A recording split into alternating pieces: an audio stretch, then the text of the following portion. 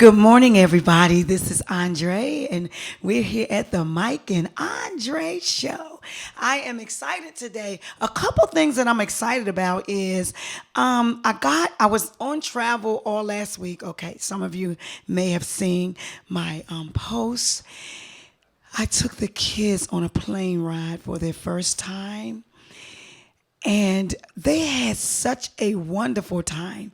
But those of you that know my 6-year-old, they call her Little Candy. She's just so full of drama, right? So she wants the window seat going. We give her the window seat going. And she decides that she wants to scream, going and coming. So, it was just amazing. I'm laughing because it was their first flight and we had a great time. And it just reminded me of how important it is to spend time with your loved ones when you can. And then when I got home last night, it was very, very late. And I was laying in the bed and someone just said, check your film freeway because you haven't checked it in a while. And what did I see? For 2020, the movie Backwards was nominated again as a semifinalist and official selection. And then the female lead in the movie, London Knighton, was nominated for Best Female Actress. Yes! Yes. So I am just super duper excited about things that are happening in this season. Another thing that's happening is I will probably be Skyping you guys for the next couple weeks because we are at the end of the season of the Mike and Andree Show. It's a bittersweet. Mike is actually contracting to do weekly shows, and you guys know that he is a comedian and he is just very instrumental in the world of laughter being good for the soul. And so he will still be coming in and seeing us and joining us. Oh, did y'all see my little get up? I had this in Florida when we were at the Champions here. I had this little get up here. Ain't that kind of cute? Yeah, that's kind of cute, right? Yes. So, and I wanted to bring out some color. I wanted to be vibrant today, right? So I put on some colors. So anyway, Mike will still be coming in, joining us. I believe he has a show coming up on Sunday soon that he's getting ready to brand for and do. And I'm real excited because we're actually a team. We've been working together for a long time in different arenas. So that's one thing about the industry. You just in different circles. We will welcome back season 2.5. Season 2.5 of Say So Radio coming back. That's a new one. Y'all have never heard of that one before. Season 2.5 because Say So Radio. Sky and I was on the phone till like 2 o'clock in the morning, like, okay. And we're a mother-daughter team, so we do look like sisters, but I was watching some of the old shows and how we finish each other's sentences and we do this. And even when we FaceTiming on the phone, right, we just like go in and she's like, Mommy, I'm not finished. I'm like, but I just finished for you. Okay. Then I'm talking. She's like, and I'm like, oh, Sky, I'm not finished. Well, I finished for you. So we are very excited. So we'll be probably Skyping, just getting you guys acclimated to where we are again. It's a brand new show, new stuff, but the same people. And we have matured over our hiatus. And I'm definitely excited about where we're going and what we're going to be doing. I have with me, I'm going to take a quick break, but when I come back, we're going to talk to our guest, Hezekiah, who's an author, and he's actually been nominated, so we have a lot to talk about. And I actually met him right here at Listen Vision Studios. It's amazing at who you meet coming through here. I done met some of the most phenomenal people that I've built relationships with. That's the whole thing in whatever you do. If you cannot build from it, then you'll automatically get killed from it. So I try to stay away and from things that don't uplift and encourage and build, okay? So we'll be right back. Don't touch that dial. Invite a friend. We'll be right back.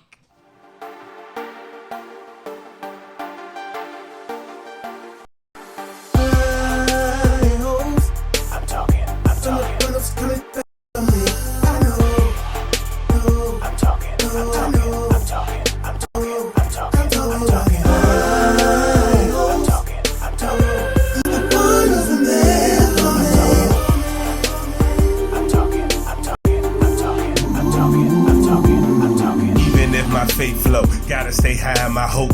He's alive, he revives, I ride with the ghost. El Shaddai, he can't lie, he provide for the folk. Through the fire, water's hot, won't let you drown on that boat. Put my hope in him, the one that spoke to the wind. Defend me from my enemies, every need is in the bend. Snatch me out, I was in the sin. Gave my life so I could live again. All praise I get him, in the end we finna win. There in my nighttime, Jesus Christ is my lifeline. I don't know who they serve, that's my word, they God ain't like mine. With me in the valley low.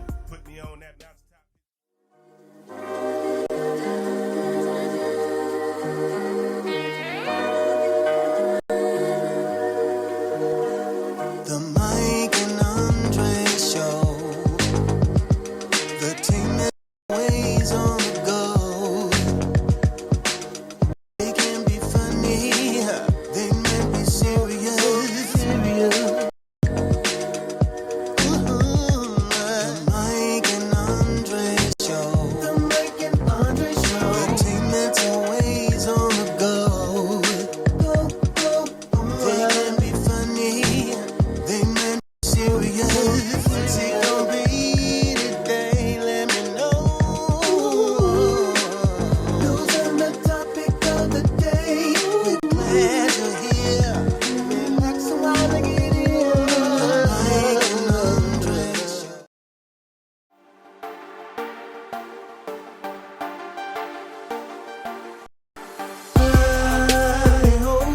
I'm talking.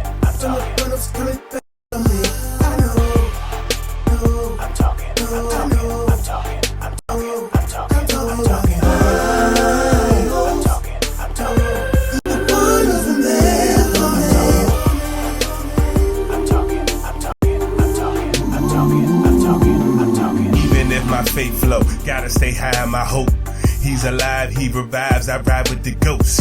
El Shaddai, he can't lie, he provide for the folk. Through the fire, water's hot, won't let you drown on that boat. Put my hope in him, the one that spoke to the wind. Defend me from my enemies, every need is in the bend. Snatch me out, I was in the sin. Gave my life so I could live again. All praise I get him, in the end we finna win. There in my nighttime, Jesus Christ is my lifeline. I don't know who they serve, that's my word, they got it. All right. Welcome back, everybody, to the Mike and Andree show. Yes. So my guest today is author Hezekiah Morris. Now, let me just tell you how I met him. I met him because he was walking, actually he had a book signing at Howard University. He had a book signing and he was just passing time away and he walked past the station. And I really love how our station is hooked up because we don't have like barriers. Well, I guess I shouldn't say that for my stalkers, huh? But we don't have like barriers and things like that. So he was walking by and he came in and sat down. I thought he was just coming to see somebody, anybody, everybody. I don't know. But I don't know. We got to talking. And guess what? I said, well, you know what? Since you're here, you might as well get up here, have a sit down and talk with us. And we were at Say So Radio. And I think it was like my first couple sessions at that time. But he came and he sat down and we exchanged numbers. And we have been, when I tell you, I've been like a mentor to him. And he's been accountable and doing things. But we have been friends ever since. When he left and moved to Atlanta, he called, and let me tell you something though. He got more phone numbers. I was trying to figure out whether he was wanted or anything. I'm still trying to figure that out because I'll text him at a number that he doesn't even own anymore. But anyway, without further ado, I want you guys to welcome my friend and author, and he's being nominated for Author of the Year, Hezekiah Morris. Hezekiah, welcome. Hey! Thank you so much for joining me today. I guess I want to get straight into the interview, but I want to first congratulate you for the work that you're doing, for your grind. I have a chapter in my book called OMG, which stands for On My Grind. And I want to applaud you for being on your grind. You never, ever stop. You have actually have no idea how you have motivated me to finally just finish. Like, stop starting, just finish. So I want to applaud you first for the work that you're doing in the literary industry. Thank you. Thank you. Now, tell us about Hezekiah, because you have like 4 books out. And let's start with the very first book that you wrote. And I believe that's the book that I met you on. Yes, ma'am. Yes. It's called Restoring Hezekiah, Changing a Generation. That was my first book. And it touched bases on, my life and struggles that I've been through growing up as a kid and just being left out and singled out amongst others and trying to fit in and find my place in the world. And along the way, all the troubles and stuff that I encountered, and how, it's still at the end of the day, God was still there, waiting on us to change or do something different. And, everything's not perfect, but this book shines light on it. You still can dream. You still can be somebody. You're going to go through your struggles. You're going to go through your problems. But if you don't do something about it, who will? And it's about giving you motivation to be strong-willed person that no matter what you go through, you still are somebody. Right. Tell us a little bit about the struggles that you had to deal with as a child, because the book is titled Restoring Hezekiah. At a young age, I had not necessarily at a young age, but, growing up, I had to deal with addictions, drug abuse, and just seeing domestic violence rampant and not knowing where I fitted in society. I was like, man, when am I going to get life? Going through relationships and just sabotaging everything that I was coming in contact with. And so in trying to learn and grow up, because I still was a little kid in my early 20s and 30s, I still was a kid because I had never had that guidance to tell me I'm doing the right and the wrong thing, and the God that I knew, he was a bad God. I'm going to hell. There's no forgiveness in doing what you was doing. So I struggled a lot with myself and depression and just being me. Wow. It's amazing. We were on the phone. We had Jennifer B. Allen on last week, and we were talking about that childhood thing. She's also an author of Hostage in the Mirror, and her story was wonderful. And we also talked about that kid interrupted. When we are children and things happen, and now we're adult children with the adults with the little kid inside screaming, and then we start having temper tantrums as adults and ask ourselves, did I do that? Because sometimes have you found yourself around mature, stable people, and here you come with your immature self? Talk about that part. And I noticed that a lot. I'm like, man, I'm still a kid inside, because when some people I say they are normal, I'm like, I don't like normal. If it's not messed up, I feel like something's wrong. If everything's going good, I feel like, when is it going to happen? When is something going to mess up, Wow. And I have to learn to just be patient, to just give myself to heal, give myself time to just grow up and to be a man. Wow. So, I noticed that you said like you sabotage a lot of relationships. So were you in like roller coaster relationships all the time? and get out of one, getting another, get out of one, getting another. Because I know where we're building up to, but No, for me, it was like, okay, I get in a relationship and we'll stay together for a while. And then, here I go sabotaging with my addictions and stuff. And then once I'm out of a relationship, I'm like, they are not for me, because I want to do what I want to do when I want to do it. So that was kind of like, nope, you can't do that in a relationship. And I always admire people in relationships, but for me to try to do that, it wouldn't work. So I just be like, well, I guess I just be a player. That way I don't have to put my heart into it. Because I don't like my heart being broken. Because that's a sad feeling when your heart is being broken or you being played or somebody wants to leave you for somebody else. So I'll always be the one where I'm gonna get you before you get me. ooh. Let's I think many people could probably relate to that. And or have you ever gotten upset or angry in a relationship because they dumped you and you didn't get an opportunity to dump them? Oh yes, yeah. Mm-hmm. How did that make you feel? Not good. Oh man, relationships is like a touchy subject with me because it's like I'm loyal to the point until you give me a reason not to be loyal. Okay. And it's like all my effort into this relationship, and it's like there's no forgiveness. It's not like the old school days when the woman's going to stick by you through whatever. Nowadays, they're like, no, we got Facebook, we got Instagram. I can leave. You can be loving me today and leave me tomorrow. Be like, oh, I'm gone. I ain't got time for it. So it's like you have to stay on your toes nowadays. So let's talk about the few books that you have out. Let's talk. We talked about Restoring Hezekiah. What are the other 3 books that you have? I got Restoring Hezekiah, Me and Only Me. And so what's that about?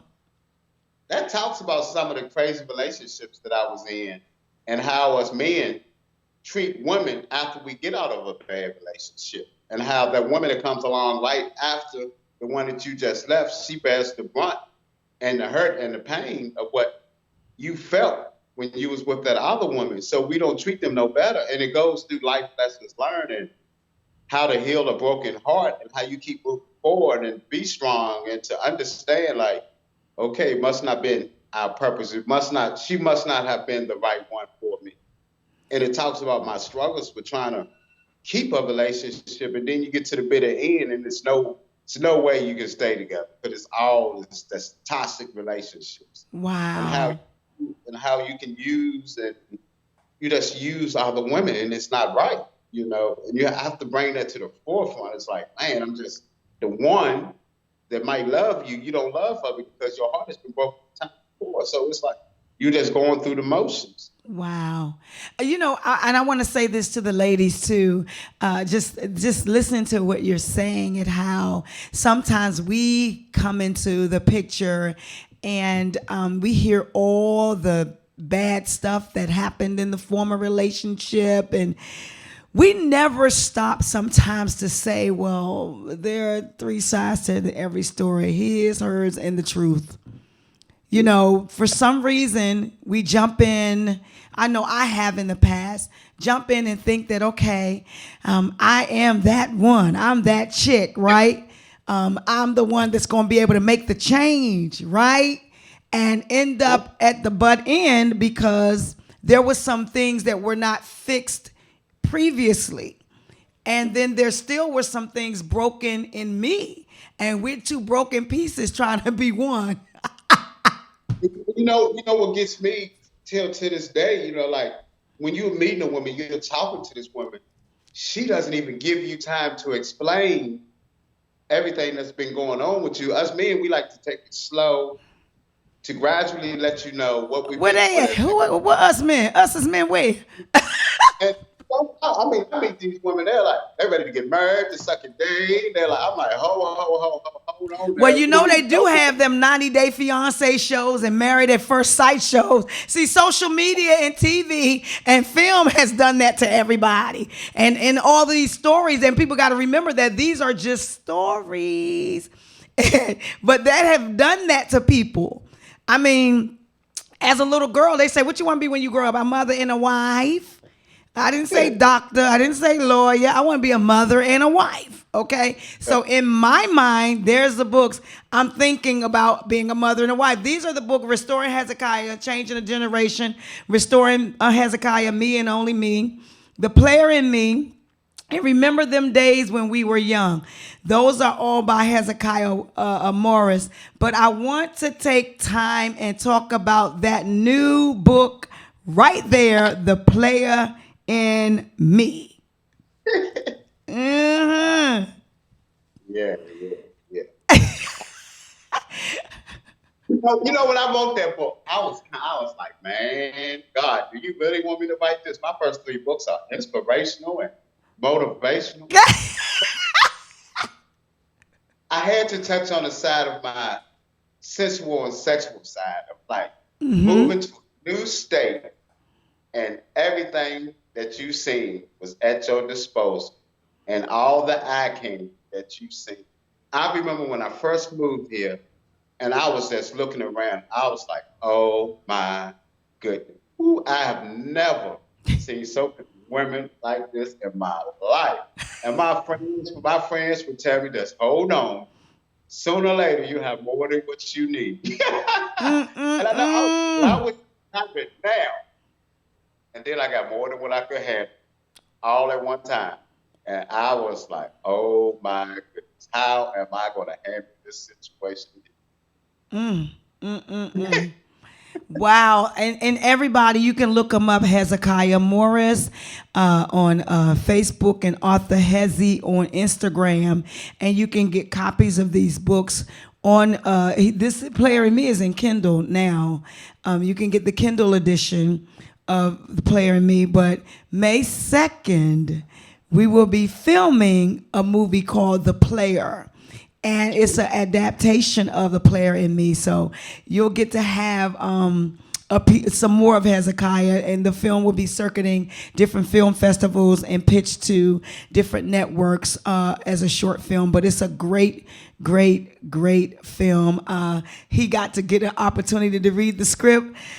I have been holding on to his script for a while because Hezekiah is like, when he's ready, he's ready. He's not the one that you could say next week, and if he tells you he'll be there next week, Hezekiah will be there next week. If he tells you I'm going to have this ready tomorrow, Hezekiah is ready tomorrow. So I have been holding on to this script and just dragging it along, and finally when I posted the title page, I think he seen it like the next day. I say he didn't catch it. I posted the title page to let him know, okay, it's done. And I was able to send him the script. Now, let's talk about how you felt. I remember we were talking about a stage play at one point too, and then we started talking into film. Talk about how you gradually got into that, saying, you know, I want to go to another level in the industry. I love to write books and stuff, but we all want the ultimate goal. And the ultimate goal was always to do film.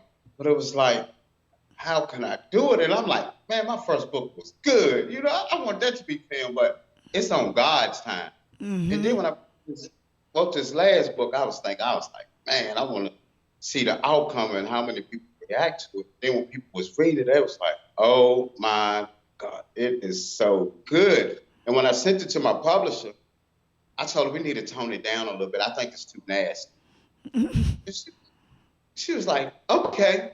So when she sent it back to me, she had turned it up another 100 notches. I said, oh my Lord, my family would disown me now, really.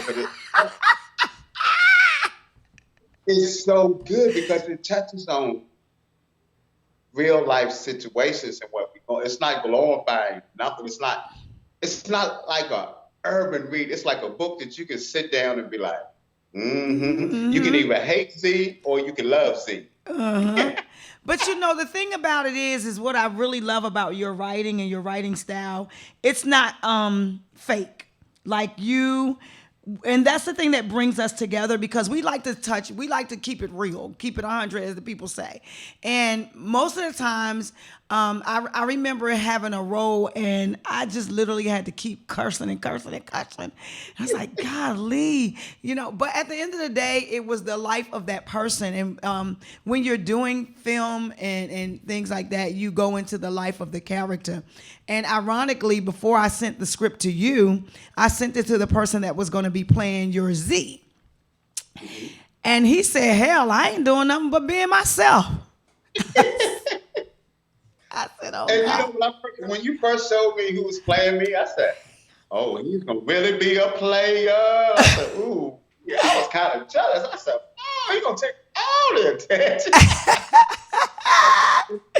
Yeah, and then I saw the other guy that's playing Killer Ray, and I thought about him. I said, I had been promising him to try to get some film in, and this, that, and the other. But I looked at his trailer, and I looked at him.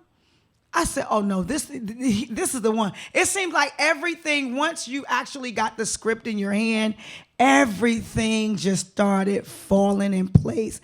And this morning, about 6 o'clock, I got the last two cast people, and I shot them over to you en route to here. And you say yes. All I have to do is hear what you say. If you say yes, it's a go. So your film is actually already casted, and so it's just a matter of just getting right in front of the lenses, lights, camera, and action, quiet on the set. A lot of people's like, "Oh yes, I'm on. Send me your book and we can talk about film and all this and that." And you don't really work hard. You're like, "Okay, it's whatever, whatever." All right, I've heard this before. When you actually sent me the script, I was like, "Oh, it's time for me to get to work." This is real. So like my whole mindset now has changed. It's like I'm all in work process now. I say I got to make second. It's time. It's grinding season now. Yes. And listen, when I say, "What are you doing on Saturday?" Location hunting. I said, "Look at this." And I'm just excited to know you. I'm excited for you. Again, they can reach you on what other social media outlets do you have? I'm on Twitter. It's Hezekiah Morris. Okay. So Hezekiah Morris on Twitter, Hezekiah Morris on Facebook, and Arthur Hezzy, Hezzzy, on Instagram. All right, people, please, please, please support the work that he's doing. Support. We will be filming on May 2nd. The movie.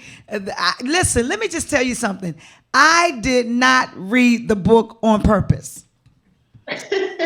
I didn't read the book on purpose. All I wanted was a synopsis, and I wanted to grasp the synopsis. And when he didn't respond when I sent the script, I was like, "Now, Hezekiah's normally good with this." I'm like, "Okay, your thoughts? Your thoughts?" Because the other cast member was like, "Yes, yes." I said, "But it doesn't lie with you guys. It lies with the author. Your thoughts." When you came back and said, "Yes," I said, "Yes."